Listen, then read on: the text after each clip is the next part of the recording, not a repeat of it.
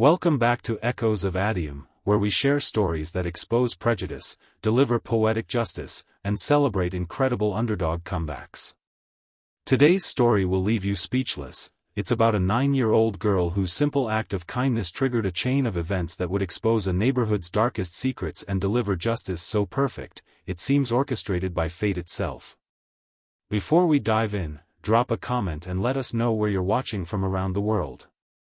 And if you believe in the power of justice prevailing over prejudice, make sure to hit that subscribe button. You won't want to miss what happens next.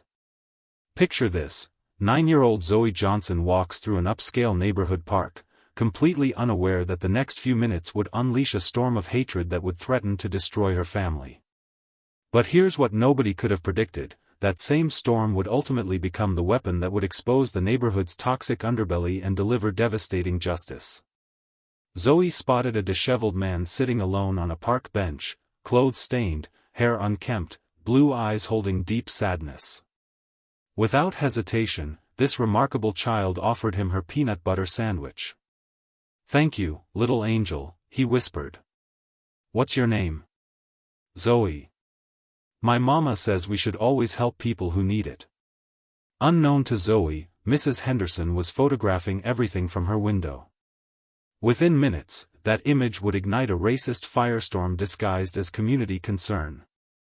The WhatsApp message spread like wildfire: "Look what kind of people this family is teaching their child to associate with." This wasn't just gossip, it was the opening move in a carefully orchestrated campaign of terror. Mrs. Ruth Williams, the Residents Association president and neighborhood racial gatekeeper, saw her opportunity. For 2 years, she'd been plotting to remove Patricia Johnson and her daughter from their exclusive community. Patricia worked double shifts as a nurse to provide for Zoe in a neighborhood that never wanted them.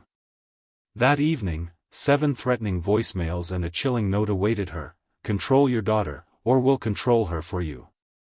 But what these racist conspirators didn't realize was that their homeless vagrant had witnessed every detail of their social assassination attempt. Behind those grateful blue eyes was a calculating mind.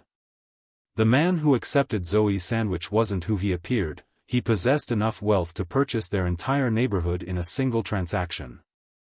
Daniel Morrison, CEO of Morrison Holdings with a net worth of $4.2 billion, had been conducting undercover research for a documentary on social inequality. His encounter with Zoe was genuine, but so was his rage upon discovering the neighborhood's retaliation against this innocent family. The next morning, 2 police officers appeared at Patricia's door with Mrs. Williams smugly behind them. "Mrs. Patricia Johnson?" "We've received reports of child neglect," the officer announced uncomfortably. Mrs. Williams brandished photographs. "Allowing a child to interact with criminals constitutes neglect. We've contacted social services." For 40 agonizing minutes, Patricia endured invasive questioning while Zoe watched in terror. The questions were designed to criminalize love and portray dedication as neglect. "An unsupervised black child in this neighborhood poses a safety risk," Mrs. Williams declared, revealing her true motivation. "We have standards here." The following week brought systematic destruction: Patricia's bank account frozen for suspicious activity, her car towed for alleged documentation problems, mothers forbidding their children from playing with Zoe. "Mommy, why is everyone being so mean?" Zoe cried. What Patricia didn't know was that every threat was being documented by investigators hired by a billionaire seeking justice. When Mrs. Williams organized a neighborhood protest outside their home, little Zoe asked with heartbreaking innocence, "Mrs. Williams, why don't you like me?" The silence was deafening before Mrs. Williams lost her composure completely. "Your parents should have taught you there are rules about who we associate with. Some mixtures are problematic for civilized society." That night, Patricia received a call requesting a meeting with Mr. Morrison. Suspicious but desperate, she agreed to meet at a downtown business building. In a penthouse office, an impeccably dressed man stood to greet her. When he smiled, Patricia recognized those blue eyes. "You're the homeless man from the park," she said, incredulous. "Daniel Morrison, CEO of Morrison Holdings." Pleased to meet you formally. Daniel slid a folder across the table. I've been monitoring your harassment.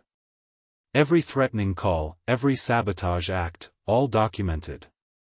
The folder revealed the shocking truth: Mrs. Williams had received $150,000 from real estate developers.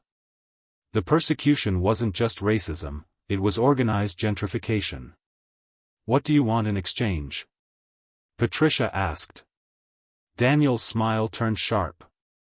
Justice. Your daughter reminded me kindness exists.